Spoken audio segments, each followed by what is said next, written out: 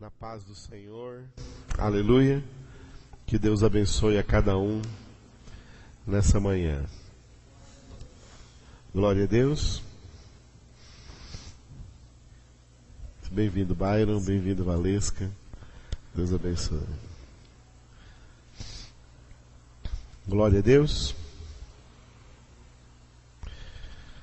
Abra sua Bíblia na segunda carta aos Coríntios, capítulo de número 4.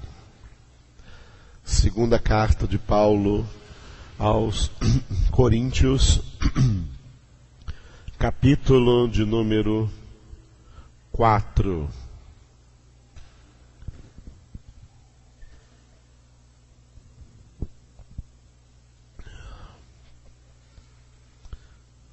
Aleluia. Glória a Deus. Eu esqueci o nome do rapaz. É Jorge? Roger. Sabia que tinha uma coisa assim. Roger. Vem cá, Roger, um pouquinho. Vem cá. A esposa não veio hoje? Vem à noite. Então tá bom. Amados, o Roger está frequentando aí com a esposa, ouvindo as palavras do Senhor, né, Roger? Né? E ele pediu o batismo. Ele vai ser batizado hoje em nome de Jesus. É isso mesmo, né? Então hoje, 3 horas da tarde, ele vai estar descendo as águas lá na casa do Ulisses. Amém? Vamos orar por ele nesse momento, estenda suas mãos sobre ele. Hoje é um dia muito importante na vida do Roger. Como é o nome da sua esposa, né? Rávila. É com R os dois, Roger e Rávila, né? A Rávila já é batizada e o Roger é batizado. O Roger trabalha com o Oswaldo, né, Oswaldo? Lá na loja lá, e veio aí ouvir umas palavras de Deus, falou no seu coração, não foi? E ele quer descer as águas. Então vamos, estenda suas mãos sobre ele. Obrigado, Pai, pela vida do Roger. Entregamos ele em tuas mãos. Pedimos a proteção dele, a proteção completa da sua vida, Senhor, da sua alma, do seu espírito, do seu corpo, de todo o seu ser. Te louvamos, Senhor, pelo batismo que ele vai estar realizando logo mais à tarde, descendo as águas, em obediência à tua palavra, que aquele que crer e for batizado será salvo. Abençoa a vida do Roger, da Rávila, desse casal, e que eles continuem, Senhor, perseverando juntos na palavra do Senhor. Fortalece o Senhor para que seja um homem de Deus, um marido consagrado ao Senhor para a sua esposa. Entregamos a vida dele em todos os sentidos, ó Deus, e que o Senhor possa estar conduzindo todos os detalhes da vida do Roger em nome de Jesus. Amém? Tudo bem, Roger, Deus abençoe. À tarde nos vemos mais. Nós vamos mandar também essa palavra que vamos ler agora, ainda no reino espiritual, para a minha sogra, a dona Raulina, mãe da minha esposa, né, mãe do Clésio. Ela está lá na UTI do Hospital Santa Rita, em Maringá, no leito de número 12. Vamos orar a Deus para que ela seja restaurada na sua saúde, amém? Nós estivemos lá, quando chegamos ela estava em coma, e nós oramos por ela na quarta-feira. Quando vocês estavam orando aqui por ela na quarta-feira, Elaine e eu estávamos lá no leito dela, orando com ela, e até então ela não tinha ainda saído do coma, mas na quinta-feira de manhã recebemos a notícia que ela tinha acordado, estava consciente. E ela está consciente, mas ela está sofrendo bastante pela respiração, está com aparelhos para respirar, respirando pela tubulação. Vamos pedir ao Senhor que regularize essa respiração e que ela possa ser recuperada em nome de Jesus. Amém? Vocês oram comigo? Natália, venha ler comigo. Eu e a Natália vamos ler juntos. Os homens leiam comigo os versículos ímpares e as mulheres leiam com a Natália os versículos pares. Senhor Jesus, nós queremos pedir ao Senhor, como centurião aquele dia, manda com uma palavra, Senhor, e a avó Raulina será curada. Através dessa palavra no reino espiritual, o Senhor entra naquela UTI poderosamente agora Toca, Senhor, nela naquele leito de número 12. Restaura a respiração, para que ela possa respirar sem ajuda de aparelhos e ela possa voltar ao normal. Toca o seu coração, toca os seus pulmões, toca o seu cérebro, sua mente, seu sistema nervoso, seu sangue, seus músculos, seus ossos, seus membros. Que ela possa se levantar daquela cama, Senhor, sem nenhuma sequela.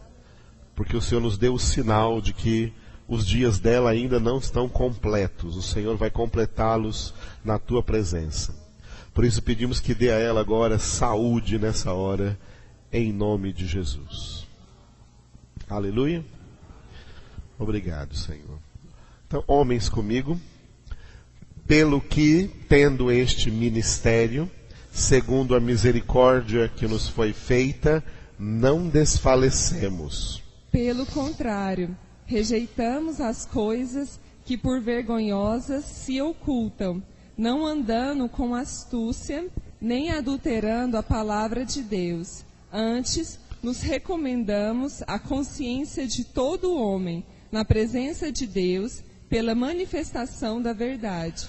Mas se o nosso evangelho ainda está encoberto, é para os que se perdem que está encoberto. Nos quais o Deus deste século cegou o entendimento dos incrédulos, para que lhes não resplandecesse a luz do evangelho da glória de Cristo, o qual é a imagem de Deus. Porque não nos pregamos a nós mesmos, mas a Cristo Jesus como Senhor, e a nós mesmos como vossos servos, por amor de Jesus. Porque Deus, que disse, das trevas resplandecerá a luz, e Ele mesmo resplandeceu em nosso coração, para iluminação do conhecimento da glória de Deus na face de Cristo.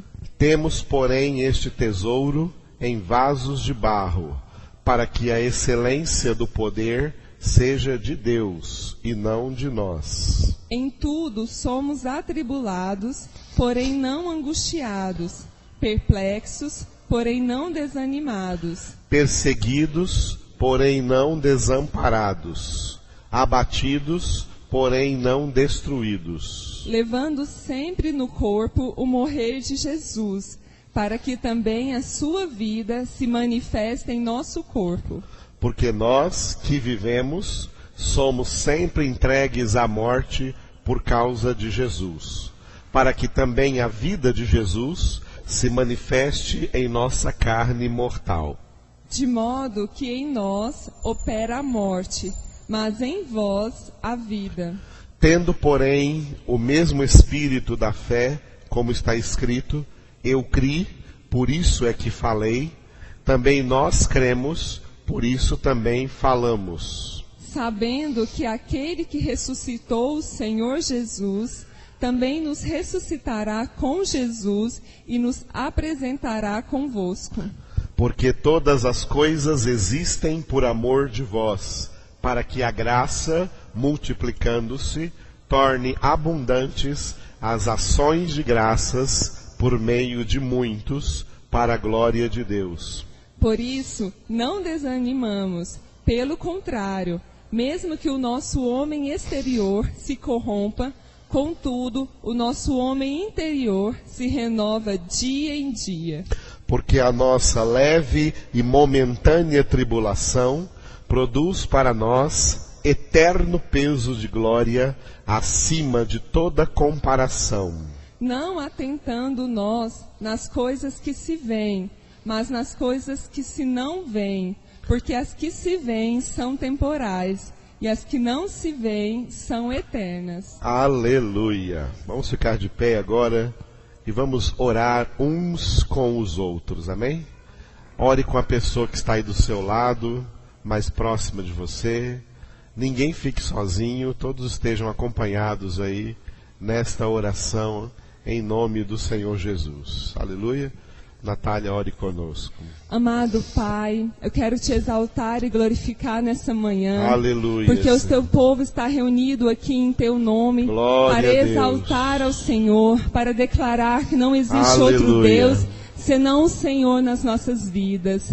Pai, é com alegria que eu quero te agradecer, Pai, pelo seu sacrifício de Cristo Jesus. Glória pelas a Deus. nossas vidas, porque é pela graça que somos salvos, Pai. Aleluia. E o Senhor nos deu este dom, que sejamos salvos, Pai, por Cristo Jesus. Glória a e que Deus. esse, Senhor, temor dos nossos corações se transforma num amor eterno, para que possamos passar a obedecer Poderoso, a cada Deus. dia a Tua palavra, Aleluia, por gratidão Senhor. ao Senhor nos trazer a existência. Aleluia. Que nessa manhã o nosso coração se regozije na Tua presença. Aleluia. Exalte ao Senhor, porque o Senhor continua sendo Deus das nossas vidas, independente das Te circunstâncias exaltamos, em que Deus. passamos, Pai.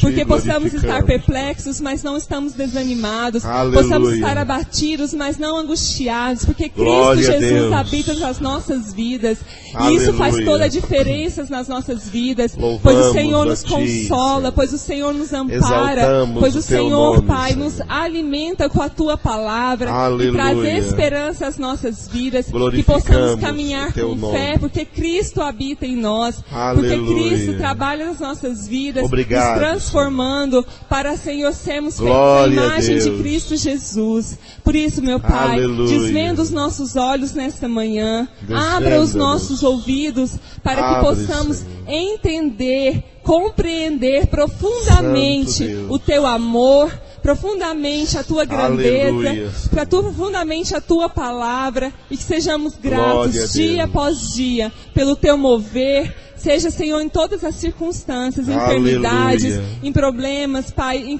independente, Senhor, das circunstâncias, que possamos exaltar Poderoso Deus. e engrandecer ao Teu nome, que é digno de ser louvado. Aleluia, Que a Senhor. paz do Senhor, que excede todo entendimento, Te louvamos. guarde as nossas mentes nessa manhã, os nossos Guarda-nos, corações, toca-nos, em nome de Jesus. cura-nos, Amém. Usa-nos. Amém.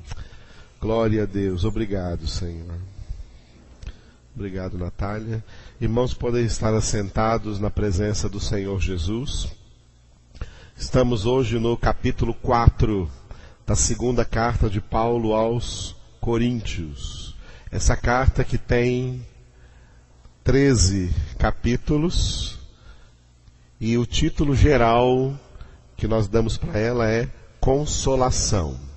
A primeira carta que Paulo escreveu aos Coríntios foi uma carta de correção, onde ele escreveu corrigindo muitos erros que aqueles crentes estavam cometendo. A segunda carta, Paulo escreve no objetivo de consolá-los, porque grande parte daqueles irmãos se arrependeram, se voltaram dos seus erros para Deus. Então agora Paulo está consolando. Inclusive, é citado nessa epístola o homem em particular que cometeu um pecado tão grave que Paulo mandou entregá-lo a Satanás. Isso significa exclusão da igreja. Mas na segunda epístola, Paulo já manda restaurá-lo de novo à comunhão, visto que ele se arrependeu e pôde ser então restaurado. Então Paulo fala sobre a consolação, é o grande tema aqui nessa epístola. Essa segunda epístola de Paulo aos Coríntios tem uma introdução, um desenvolvimento e uma conclusão. Nós vimos na semana passada, no domingo de manhã e à noite, a introdução, que vai do capítulo 1, versículo 1, até o capítulo 2, versículo 4, cujo título é Esperança. A esperança é uma das 3 principais virtudes cristãs que Paulo citou em 1 Coríntios capítulo 13. A esperança, a fé e o amor.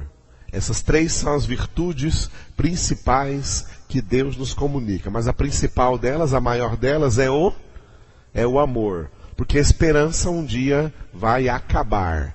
Não vai ser mais necessária. A fé também um dia vai acabar, porque ela não será mais necessária. Mas o amor durará por toda a eternidade.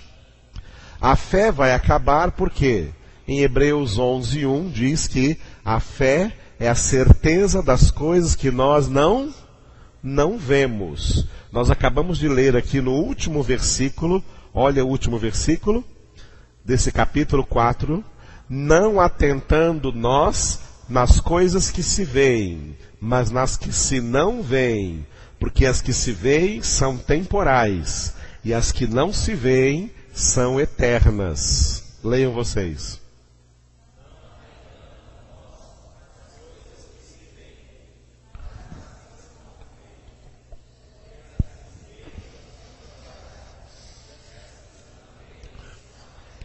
Esse versículo é um dos que definem a fé. A fé é a certeza do que nós não vemos. Por isso que Paulo disse em 1 Coríntios 13 que agora tudo que nós vemos de Deus é como que por espelho, confusamente. Mas quando estivermos diante dele na glória eterna, veremos face a face. Quando estivermos vendo Deus face a face, então a fé não será mais necessária, porque agora já estamos vendo. A esperança é a mesma coisa. A esperança é uma, como a própria palavra diz, é o dom de esperar. Nós estamos esperando a vinda de Jesus. Como eu disse ontem à noite, a esperança do crente não está nas coisas do mundo. As coisas do mundo são triviais. As coisas do mundo são passageiras. Quem é do Senhor, o que ele precisar no mundo não vai lhe faltar, porque Deus é provedor. Aleluia. Então nós não estamos esperando aí, a minha esperança é ganhar minha casa, a minha esperança é ganhar meu carro, a minha esperança é ter muito dinheiro. Isso são esperanças ímpias, são esperanças pagãs. A nossa esperança é Jesus vai voltar. Estamos esperando Jesus voltar. Enquanto Jesus não volta, temos confiança de que tudo que necessitamos na terra, Deus nos dá debaixo da sua bênção e do trabalho que Ele colocou em nossas mãos. Aleluia! Trabalhando com fidelidade ao Senhor, teremos o que precisarmos nessa terra, sem avareza, porque Deus abomina a avareza. Então a nossa esperança é ganhar aquela bênção terrena, como estão pregando por aí nas igrejas. Não, a esperança da igreja é uma só. Por isso que não fala as esperanças, mas é no singular, a esperança. A igreja de Jesus Cristo, a noiva, está esperando o noivo.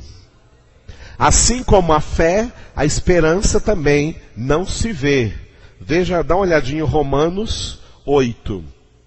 Abra rapidamente aí em Romanos 8, onde Paulo define claramente essa questão da esperança. A partir do versículo 21, veja o versículo 24. Versículo 24. Romanos 8, 24. Porque na esperança fomos salvos. Ora, esperança que se vê não é esperança, pois o que alguém vê, como o espera? Leiam vocês.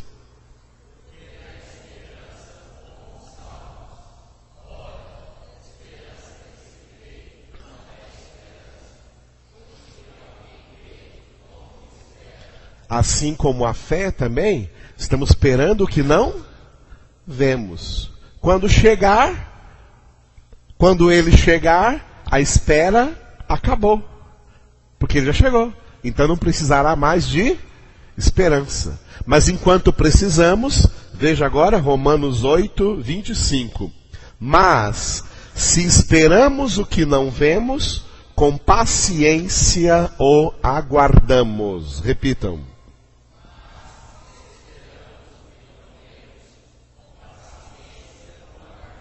Aleluia. A igreja, a esperança da igreja é o Senhor. Esperamos o Senhor. Enquanto Ele não vem, nós aguardamos com paciência. Aleluia. E enquanto aguardamos, temos confiança de que tudo na vida que precisarmos aqui, antes da sua vinda, Ele providencia para nós, se andarmos em fidelidade e obediência à sua palavra. Esse tema está lá dentro da introdução, a esperança. A esperança que é gerada através da consolação que recebemos de Deus no meio das tribulações, no meio de todas as dificuldades que temos nessa vida. Deus, ao nos consolar, gera em nós esta esperança, porque Ele nos ajuda todo dia. Por isso que Davi falou, ainda que eu atravesse o vale da sombra da morte, não temerei mal nenhum, porque Tu estás comigo. Aleluia.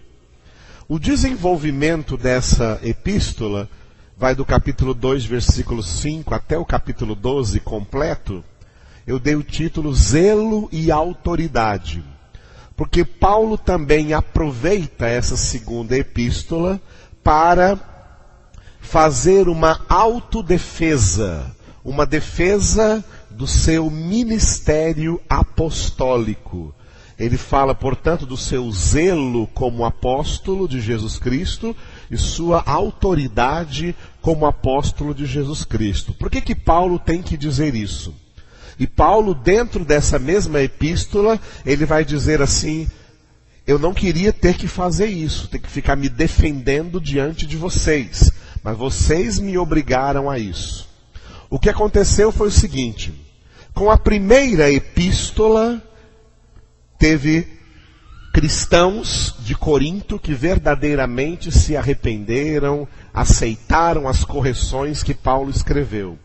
Mas teve outros que endureceram seus corações, não aceitaram as correções de Paulo, e para justificar que não aceitaram as correções de Paulo, colocaram em xeque se Paulo realmente era um apóstolo de Cristo Jesus. Então Paulo está escrevendo para essas pessoas para dizer: eu sou apóstolo de Cristo Jesus pela vontade de Deus, por chamado de Deus, e não porque eu mesmo quis ser chamado de apóstolo, como é o caso de hoje em dia a gente vê por aí. Paulo é um verdadeiro apóstolo de Cristo Jesus. Ele aproveita essa segunda epístola para destacar o seu zelo apostólico e a sua autoridade apostólica. Depois a epístola termina numa conclusão, no capítulo 13, onde Paulo vai falar da comunhão. A comunhão do Espírito Santo, que o Espírito Santo vai gerar naqueles que realmente são de Deus. Quem é de Deus recebe a correção, se submete e é consolado. Então entre eles há uma comunhão. Quem não é de Deus não tem comunhão com aqueles que são de Deus, porque eles ouvem a palavra, mas resistem e não obedecem e não se submetem. É porque eles não são de Deus. Não há comunhão entre quem é de Deus e quem não é de Deus. Ontem a minha esposa estava conversando, só para dar um exemplo sobre isso, com uma das irmãs dela lá de Maringá, que ligou e falou assim, essa irmã lá falou assim: isso aconteceu para a gente ficar mais unido, né? E falou assim, esse negócio assim, e ela falou assim para minha esposa: esse negócio de religião dividiu muito a gente tem que estar mais unido, porque Deus é um só. A Ilane falou para ela assim: Deus é um só que deu a Bíblia. Quem obedece à palavra de Deus, há comunhão e há união. Mas para quem desobedece à palavra de Deus, não pode haver comunhão entre essas pessoas. Pode ser irmão, pode ser parente, pode ser pai, pode ser mãe. Jesus falou que numa mesma casa estarão divididos por causa de mim. Então não existe união fora de Jesus. Não existe comunhão fora de Jesus. Dizer que é o mesmo Deus, apesar de ter religiões diferentes, isso não existe. O Deus só tem o mesmo Deus aqueles que obedecem à única e absoluta verdade da palavra de Deus. Quem não obedece à palavra de Deus não tem Deus, não é de Deus. E se falam de Deus, isso é falsidade, é mentira. O pai deles não é o pai da verdade, o pai deles é o pai da mentira, e o pai da mentira é o diabo. Deus é o pai da verdade, porque Jesus é a verdade e disse: eu sou o caminho e a verdade e a vida, e ninguém vem ao Pai, senão por mim. Pode dizer aleluia mais alto. Entenderam? Então minha esposa falou para a irmã dela assim, ó: não tem união para quem não obedece à palavra de Deus. Quer ver todo mundo unido? Manda todo mundo ler a Bíblia e obedecer. Está cheio de idolatria, cheio de mariolatria. Na Bíblia não tem adoração a Maria. Na Bíblia não tem adoração a imagens. Na Bíblia não tem essa religiosidade pagã, ímpia, que foi gerada aí durante séculos e que todo mundo hoje acredita por conveniência, porque não abandona os seus pecados. Não. Deus é santo e nos chamou à santidade. Quem atende a esse chamado, quem obedece à palavra de Deus, entre esses há comunhão, entre esses há união. Mas não pode haver comunhão entre luz e trevas. Não há comunhão entre quem é de Deus e quem não é de Deus, mesmo que sejam da mesma família. Não há comunhão entre quem é de Deus e quem não é de Deus. Não tem como. Como água não mistura com óleo, como luz não mistura com trevas, como bênção não mistura com maldição, não existe mistura. É completamente separado. Há uma separação, porque Deus nos separou. Por isso Jesus disse: se o mundo vos odeia, sabei que odiou a mim antes do que a vós. Se fosseis do mundo, o mundo amaria o que era seu. Mas como não sois do mundo, mas do mundo vos escolhi, por isso o mundo vos odeia.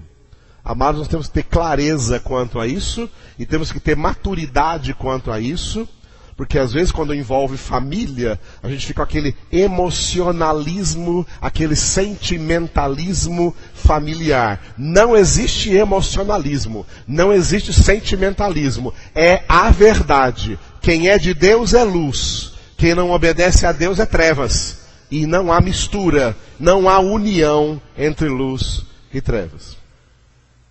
Fui claro? Fui claro? Eu preciso falar mais 1 hora acerca disso. Foi bem claro? Aleluia. Glória a Deus. Portanto, vamos falar sobre a comunhão. Nós já trabalhamos toda a introdução, agora nós estamos no desenvolvimento. Esse desenvolvimento, zelo e autoridade, ele tem 2 partes. A parte 1 e a parte 2.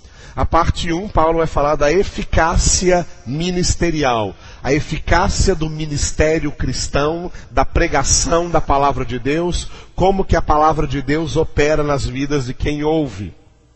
E a parte 2, as armas poderosas que fazem com que esse ministério seja eficaz. Então, vamos ver que a principal arma é a própria palavra de Deus. A parte 1, ela tem uma introdução, um desenvolvimento e uma conclusão. A introdução da parte 1 nós terminamos domingo à noite, no final do capítulo 2 de 5 a 17. Onde nós vimos que Deus nos conduz. Naquele capítulo está escrito que Deus sempre nos conduz em triunfo. Mas eu expliquei bem claro dentro do contexto.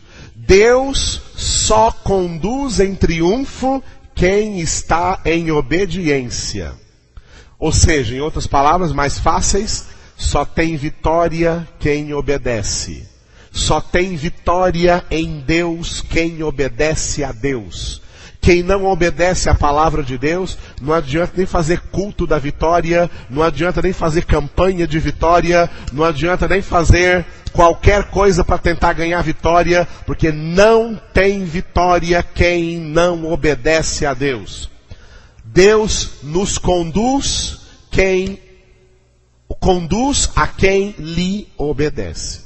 Deus conduz a quem lhe obedece. Quem não obedece a Deus não é conduzido por Deus. Portanto, não terá triunfo, não terá vitória na vida.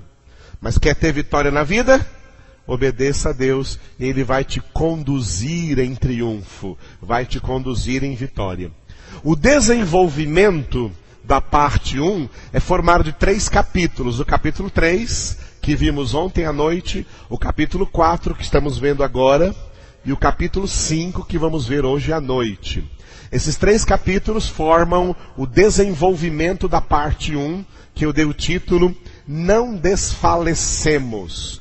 Se Deus nos conduz, aquele que é conduzido por Deus jamais desfalece.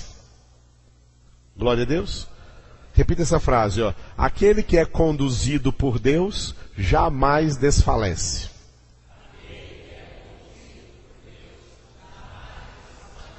O que acontece com pessoas quando você vê elas desfalecidas, desanimadas, depressivas, entregando os pontos? O que aconteceu com elas? Não estavam sendo conduzidas por Deus. Porque quem é conduzido por Deus não desfalece. Agora, quem anda conduzido pelas suas próprias ideias, pelos seus próprios achismos, porque acha que vai se dar bem do jeito que quiser, vai fracassar e aí vai depois desfalecer, vai ficar frustrado, e aí vai cair em depressão, e aí vai desanimar, tem uns que ainda culpam a Deus, porque Deus permitiu isso. Deus não permitiu isso não, você que é um desobediente. Quem obedece a Deus, Deus sempre o conduz, e ele se alegra, se fortalece, e jamais desfalecerá. Por isso não desfalecemos. Vamos ver o porquê aí dentro desses 3 capítulos. A parte 1 vai terminar com uma conclusão no capítulo 6, versículos de 1 a 10, que eu dei o título Cooperadores. Operador é um trabalhador, e cooperador é o que ajuda esse trabalhador. No caso da obra de Deus, o operador da obra de Deus é o próprio Deus. Fique tranquilo, é Deus que faz a sua própria obra.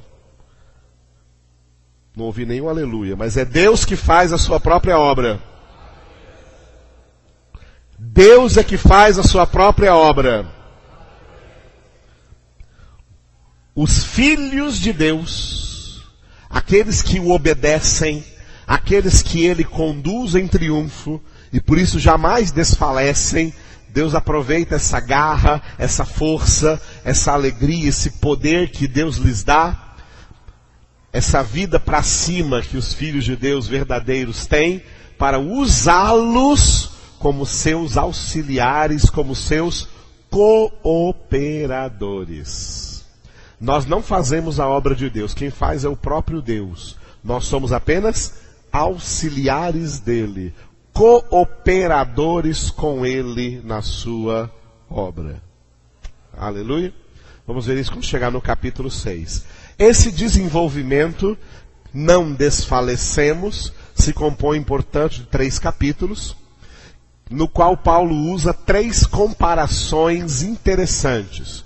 No capítulo 3, ele compara os verdadeiros crentes a cartas de Cristo. Foi o que vimos ontem à noite. No capítulo 4, que nós lemos hoje, ele compara os crentes a vasos. Veja o versículo 7. 2 Coríntios, capítulo 4, versículo 7. Temos, porém, este tesouro em vasos de barro, para que a excelência do poder seja de Deus e não de nós. Leiam vocês.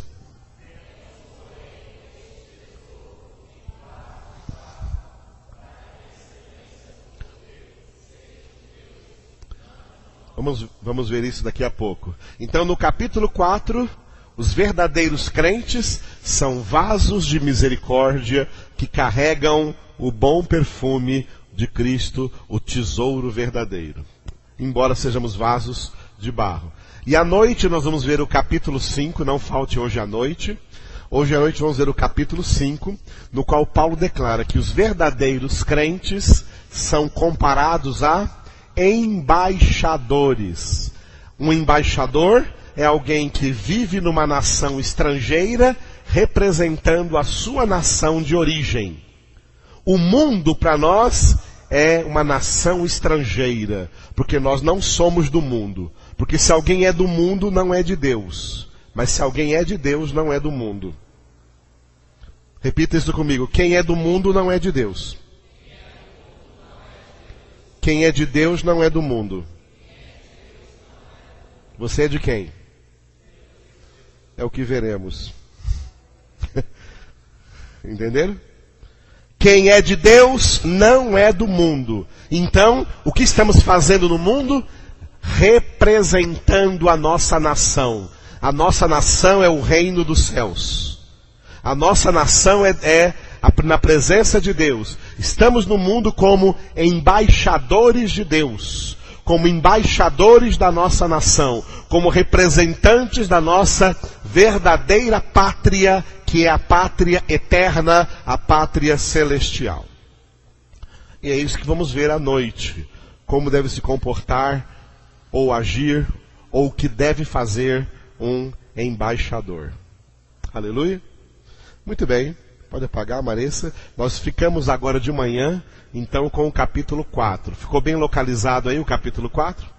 No capítulo 4, Paulo compara os crentes verdadeiros. Toda vez que a gente fala crentes, infelizmente temos que falar crentes verdadeiros, porque existem muitos que querem ser chamados de crentes, mas não são verdadeiros, são falsos, e pensam que enganam a Deus. Às vezes pode até enganar a homens, mas a Deus ninguém engana, porque Deus conhece quem é dele. 2 Timóteo 2,19 está escrito que o firme fundamento de Deus permanece tendo este selo, 2 pontos. O Senhor conhece os que lhe pertencem. O Senhor realmente sabe quem é verdadeiro e sabe quem é falso. Naquele exercício de verdadeiro e falso, Deus não erra uma. Ele sabe o que é verdadeiro, ele sabe o que é falso. Ele sabe quem o está buscando de verdade, de todo o coração, e sabe quem está aí só querendo levar o nome de crente, porque no final quer ir para o céu, mas muita gente quer ir para o céu não porque ama a Deus. Muita gente quer ir para o céu porque ama a si mesmo, e quer se salvar do inferno. Quer se salvar da condenação, quer ir para o céu não porque ama a Deus, mas o céu é para os que amam a Deus. Por isso está escrito que nem olhos viram, nem ouvidos ouviram, nem o coração humano imaginou o que Deus tem preparado para quem? Para aqueles que o amam. Aleluia. Os que amam a Deus são verdadeiros crentes. Amam a Deus e por isso, por amor, o obedecem. E quem por amor obedece a Deus, se torna este vaso. Um vaso de misericórdia, um vaso de obediência, apesar de continuar sendo um vaso de barro. Vamos ver novamente o versículo 7 aí do capítulo 4. Temos, porém, este tesouro em vasos de barro, para que a excelência do poder seja de Deus e não de nós. Mais uma vez, leiam bem forte.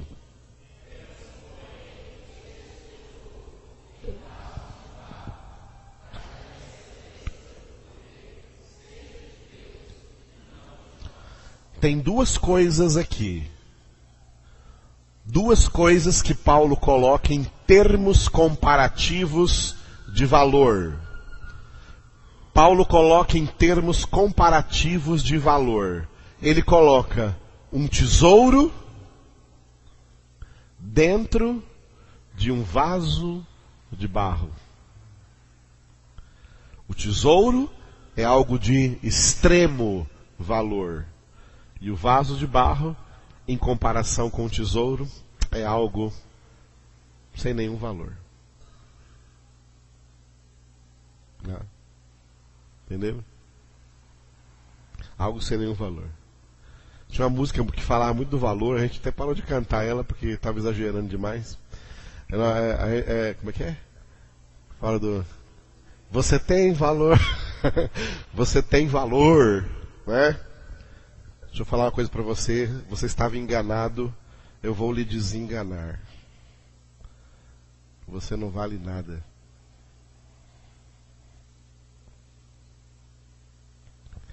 Eu não valho nada. Você não vale nada. Diga por irmão do seu lado, você não vale nada. Peguei vocês. O que estão pregando hoje aí nas igrejas? Você é demais, você é grande, você é um vaso de excelência, você nasceu para ser grande, você nasceu para ser o maior, você vale muito, você é muito importante para Deus. Tudo mentira. Mentira.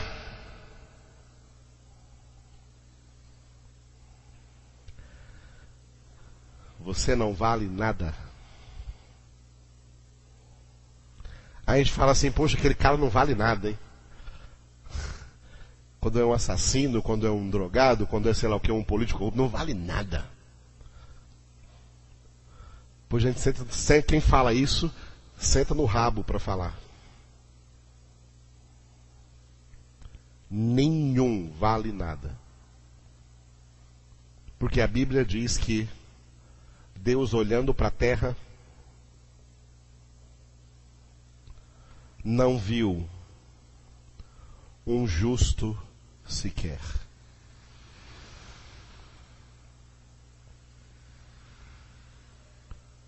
Tu és pó, e ao pó retornarás. Esse é o seu valor. Esse é o meu valor. Ninguém é salvo porque vale alguma coisa. A salvação de Deus é simplesmente porque Ele nos amou, apesar de não valermos nada. Muito forte para vocês? Se é muito forte é porque o seu ego estava lá em cima. A Bíblia declara morte ao ego, crucificação ao ego. O que a Bíblia grita para o ego, para o seu eu, é crucifica-o.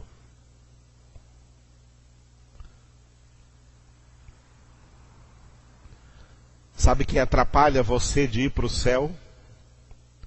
Não é nem Satanás e nem nenhuma outra pessoa.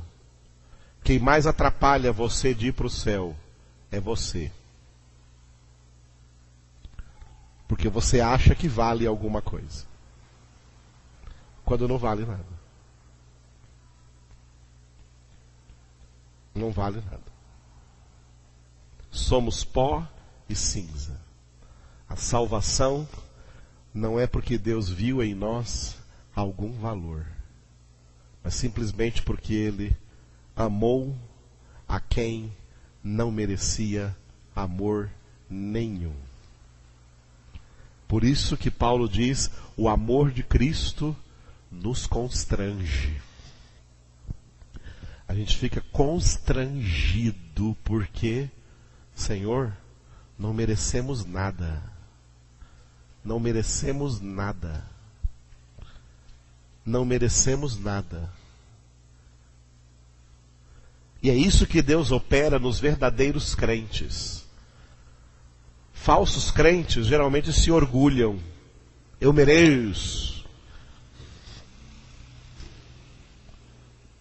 Pensa que tem algum crédito diante de Deus. Um dia na televisão tinha um pastor desses super pastores que tem por aí afora. Se eu tiver algum crédito ainda diante de Deus, Ele vai agora operar. Ó, que crédito, hein? Que valor. O nosso modelo é Jesus. E Ele sim tem valor.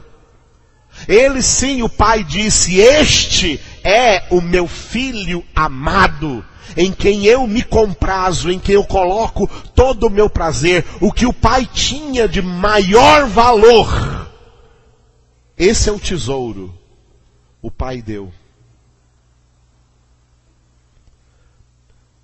E Jesus na terra podia se vangloriar, dizer eu tenho valor. Mas o que diz a palavra? Que ele se esvaziou. De tudo que ele podia ter valor, ele se esvaziou, tornando-se obediente até a morte e morte de cruz. Quem era crucificado? Só era morto na cruz aqueles sujeitos que eram completamente desvalorizados pela sociedade. Quando o cabra não valia nada, cruz para ele. Foi para lá que mandaram Jesus. Que vale tudo. Que vale mais que tudo. Que tem todo o valor. Entenderam? Jesus é o tesouro. Jesus é o tesouro. Nós somos vasos de barro. Jesus tem valor. Nós não temos nenhum valor. Para quê? Para que a excelência do poder seja de Deus e não de nós. Para que aprendamos a dizer que somos totalmente dependentes dele. Que não somos de forma alguma autossuficientes.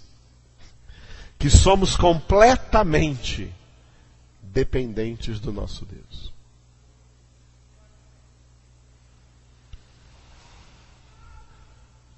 Que simplesmente, entre todos os vasos que fez, escolheu vasos para honra e vasos para desonra. Abre em Romanos 9, o melhor. Romanos 9, para você ver isso. Romanos 9. Romanos 9.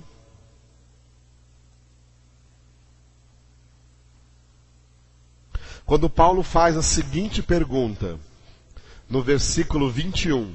Romanos 9, 21. Ou não tem o oleiro direito sobre a massa, para do mesmo barro fazer um vaso para honra e outro para desonra? Leiam vocês.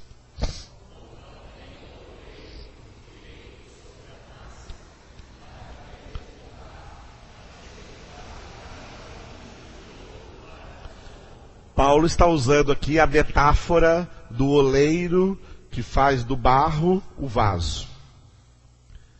O oleiro do mesmo barro pode fazer um vaso para honra e pode fazer um vaso para desonra. O oleiro aqui é Deus.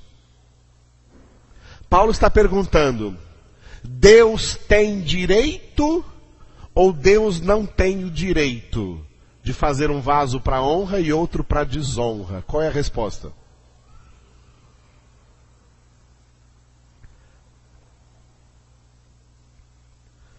O barro aqui representa a natureza humana.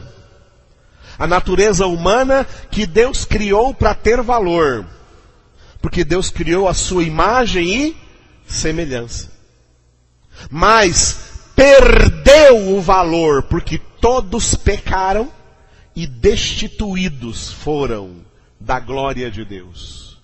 Perderam o valor. Portanto, Deus faz do mesmo barro sem valor, da mesma humanidade sem valor, porque ninguém vale nada, do mesmo barro, Deus faz vasos para honra e faz vasos para desonra. Os vasos para desonra, como Paulo disse em Romanos capítulo 1, é aqueles que Deus entrega para a promiscuidade. Deus os entregou a uma disposição mental reprovável, para serem cheios das imundícias desse mundo podre. É vaso para desonra. Mas Deus também faz vasos para honra, para enchê-los de Jesus, para enchê-los do seu tesouro, para que possamos trazer esse tesouro em vasos de barro. Aleluia. Por isso ele continua dizendo aqui nesse Romanos 9, veja do 22 para frente, ó. Que diremos, pois, se Deus, querendo mostrar a sua ira e dar a conhecer o seu poder, suportou com muita longanimidade os vasos de ira. Quem são os vasos de ira? São aqueles que ele chama no versículo 21 de vasos para desonra. Vasos para desonra são vasos de ira. Olha o final do versículo 22. Preparados para a perdição. Quem são os vasos de ira? Quem são os vasos de desonra? São os homens que Deus criou, que Deus preparou para a perdição. Agora vamos ver o 23. A fim de que também desse a conhecer as riquezas da sua glória em vasos de misericórdia. Quem são os vasos de misericórdia? São os vasos para honra. E olha o final do 23. Que para a glória preparou de antemão. Aleluia. Os quais somos nós, a quem também chamou, não só dentre os judeus, mas também dentre os gentios. Vasos para honra, vasos para desonra. Os vasos para desonra são chamados vasos de ira. Representam pessoas que jamais se converterão, jamais serão de Cristo Jesus. Vasos para honra são vasos de misericórdia. Deus os preparou de antemão para enchê-los da sua glória, para enchê-los do seu verdadeiro tesouro, que é Cristo Jesus. Por isso Paulo diz, trazemos esse tesouro em vasos de barro. Pastor, o senhor me preocupou agora. Como é que eu vou saber se eu sou um vaso para honra ou se eu sou um vaso para desonra? Como eu vou saber se eu sou um vaso de misericórdia ou um vaso de ira? Uai, amado, leia a Bíblia. Né? Gostou do goianês aí? Uai, amado. Leia a Bíblia. E você vai encontrar a resposta para essa pergunta na segunda carta de Paulo a Timóteo, capítulo 2.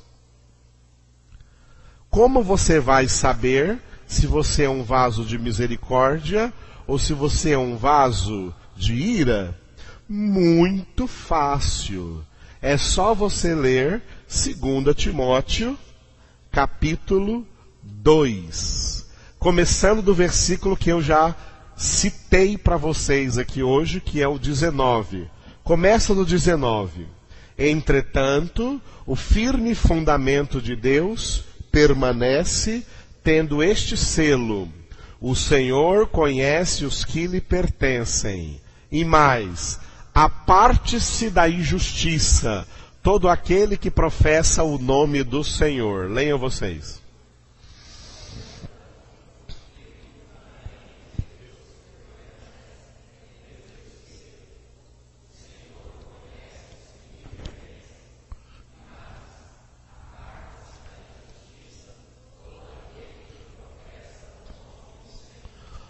Porque o Senhor conhece os que lhe pertencem? Porque os que pertencem ao Senhor se afastam da injustiça. O que é injustiça aqui? Pecado. Repita isso. Todo pecado é injustiça. Agora o contrário. Toda injustiça é pecado. Por isso que o Espírito Santo vem convencer do pecado, da justiça e do juízo. Agora olha o que ele fala a seguir para explicar o que ele falou no 19, versículo 20. Ora, numa grande casa não há somente utensílios de ouro e de prata, há também de madeira e de barro, alguns para honra, outros para desonra. Leiam vocês.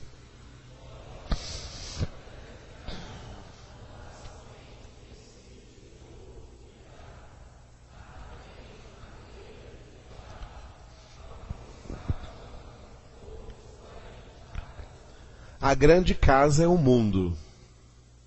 A grande casa aqui é o mundo. No mundo, há utensílios para honra e há utensílios para desonra.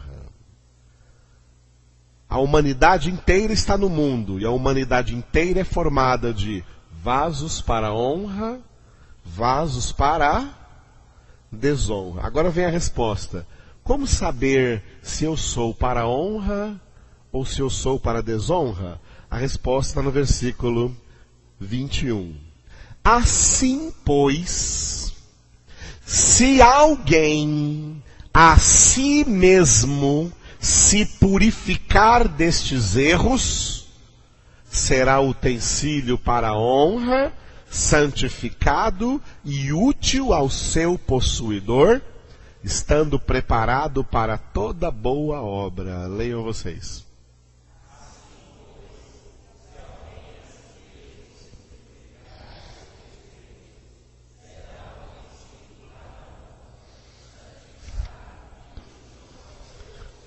Aleluia. Aleluia. Quem é vaso para honra? Quem se santifica. Quem é vaso para honra? Quem se santifica. Quem é vaso para honra? Quem se santifica. Sem santificação, ninguém verá o Senhor. Quem é vaso para honra? Quem se santifica. Quem não está fazendo nada pela sua santificação, prova com isso que é vaso para desonra, que é vaso de ira. Os vasos de ira não se santificam. Os vasos de ira não fazem nada pela sua santificação. Os vasos de misericórdia, ao contrário, lutam, se esforçam pela sua santificação. Foi o que Paulo disse que fazia também. Em 1 Coríntios, Paulo falou, sabe o que eu faço com o meu corpo? Eu o reduzo à escravidão. Para que eu, depois de ter pregado a outros, não seja desqualificado. Sabe o que Paulo diz em Filipenses 3? Eu sei que eu ainda não sou perfeito, mas eu faço uma coisa.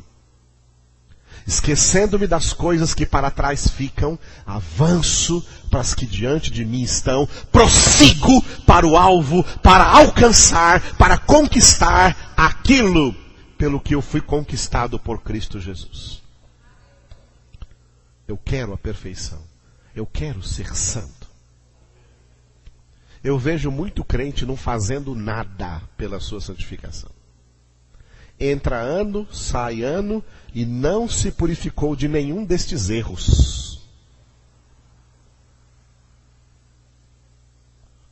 O que a gente chamava antigamente de crente Gabriela. Eu nasci assim, eu cresci assim, eu sou sempre assim. Ah, você é sempre assim? Então se prepare para o inferno. Porque se você é assim, você é desgraçado. Não tem graça de Deus. Quem tem graça de Deus, quem é agraciado, muda. Muda de vida, muda de conduta, muda de pensamentos, muda de vontades, muda de desejos, muda de propósitos, muda. E o instrumento de mudança é a espada do Espírito, a palavra de Deus, operando diariamente na sua vida. Confrontando, dizendo que pecado é pecado e pecado é para deixar. E obedece a Deus, porque Deus só tem filhos obedientes.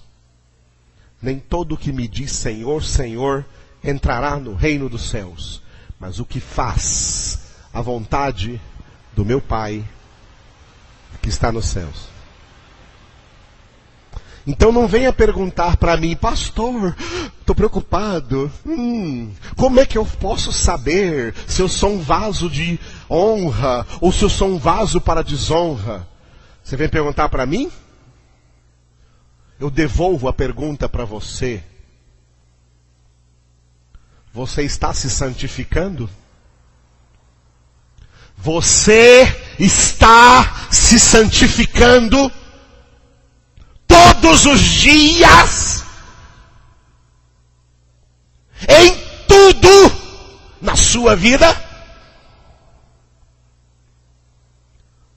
Não estou não. Então você é para desonra. Você é um vaso de ira.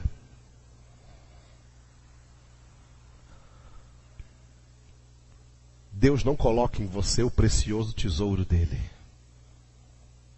Você já tem a resposta de quem você é. Você já tem a resposta de que vaso você é. Não, pastor, eu estou sofrendo, estou orando, cada dia eu estou lutando, estou meditando na palavra de dia e de noite, diariamente, pastor. Quando eu só leio a Bíblia durante 1 hora, eu fico indignado comigo mesmo, que eu quero ler muito mais que isso. Todos os dias, eu quero meditar na palavra, eu me arrependo dos meus pecados, eu me esforço para não pecar mais, eu peço poder de Deus, eu não falto congregação, eu quero ser confrontado com a palavra, eu estou tentando, eu vou mudar de vida, vou mudar minhas atitudes, meus pensamentos vão mudar. Estou fazendo o maior esforço possível. Isso é um sinal que você é um vaso de misericórdia. Porque você está fazendo isso porque sabe que Deus colocou o tesouro dele em você. Eu amo a palavra de Deus, amados. Sabe por que eu amo? Porque ela não tem aquele negócio que a gente fala assim, respeito humano. A palavra de Deus é a verdade absoluta e ela confronta sem dó, confronta todo mundo. Porque a palavra de Deus prova quem é de Deus e quem não é de Deus. E é por isso que quem não é de Deus uma das características de quem não é de Deus é que não gosta de Bíblia. Não suporta Bíblia. Não gosta da palavra. Isso é um sinal claro. Essa pessoa é possuída por Satanás, porque ela é uma posse de Satanás. Quem ama a palavra de Deus e por amor a ela, nela medita de dia e de noite. Ama a palavra de Deus. É porque é de Deus. É porque crê em Deus. Aleluia, amados. Todos os dias. Eu tenho 31 anos em que todos os dias eu meditei na palavra de Deus.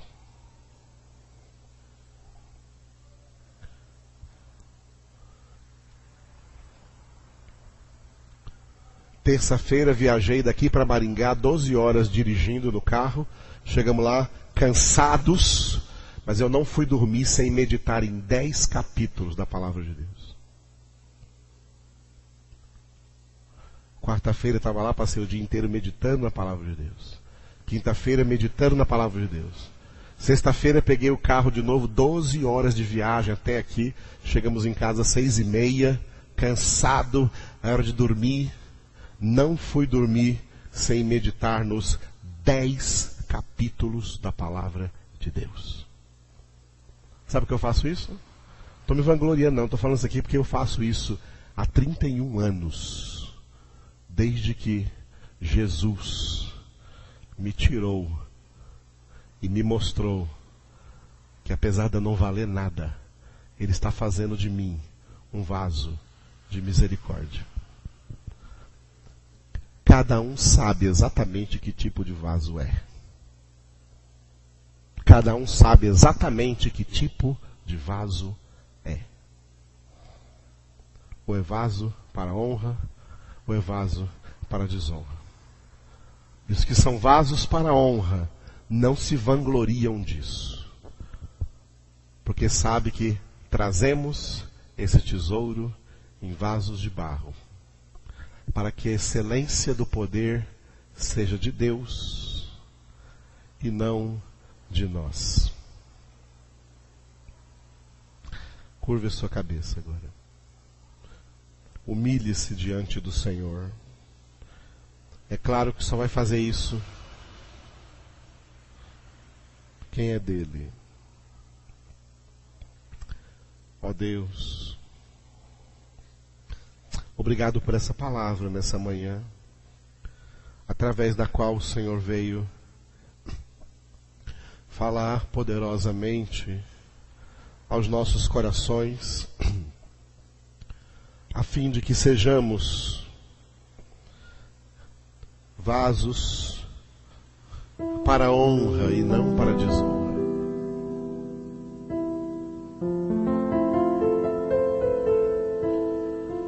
Ó Senhor, humilhamo-nos diante da Tua presença.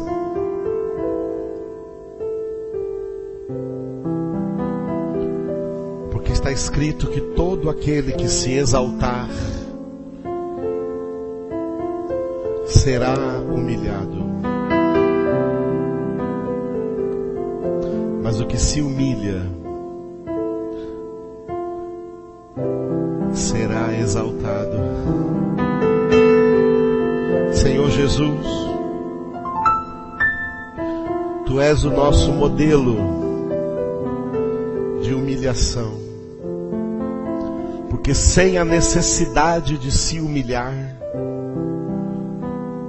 porque Tu tens todo o valor, porque Tu nunca tiveste nenhum pecado, Te humilhaste até a morte, fazendo-te a Ti mesmo obediente até a morte, e morte de cruz. Por isso oramos a Ti. Ensina-nos também a ser obedientes ao Pai, a ser obedientes a Ti, Jesus, a ser obedientes ao Espírito Santo,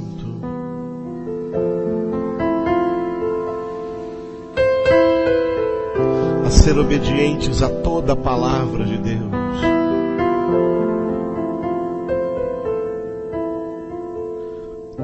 Precisamos de Ti, ó Deus.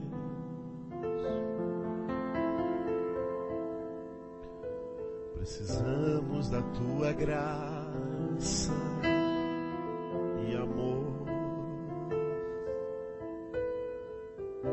Sem Ti nada somos, não temos nenhum valor. Precisamos de Ti, Senhor.